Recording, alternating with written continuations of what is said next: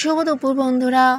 দেখো ছেলে বোনের সাথে ভাইফোঁটা নিয়ে এখন আমরা চলে গেলাম বাবার বাড়িতে। বৌদি জলখাবার বানাচ্ছে, লুচি ভাজছে।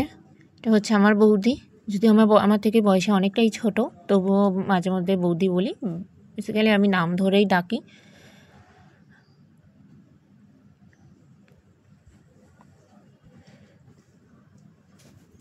আর এখানে হচ্ছে গরম গরম ছোলার ডাল রেডি খাওয়ার জন্য।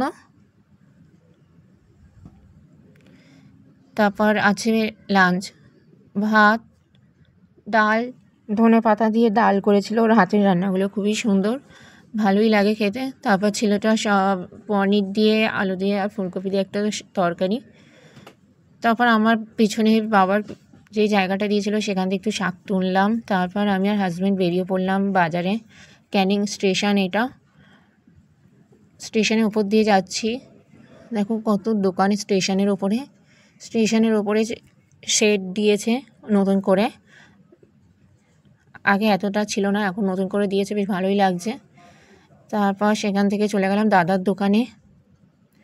ছেলের একটা প্যান্ট নিলাম, আর হাজব্যান্ড একটা দেখো গেঞ্জি নিয়েছে, ফুলাতা গেঞ্জি শীতের জন্য, বাট ওর কোনো কিছুই ফিটিংস হয় না ঠিক করে, সেটাই একটা সমস্যা।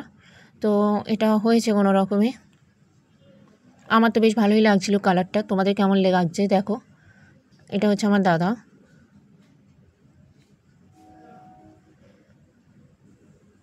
আমার ছেলের যাবতীয় যত জামা প্যান্ট বিশেষভাবে মামার দোকান থেকেই পেয়ে যায়, বাট আমার অত কিনতে হয় না, আর বেশি কিনি না ওর জন্য, ও সব ওর মামা ওকে দেয়।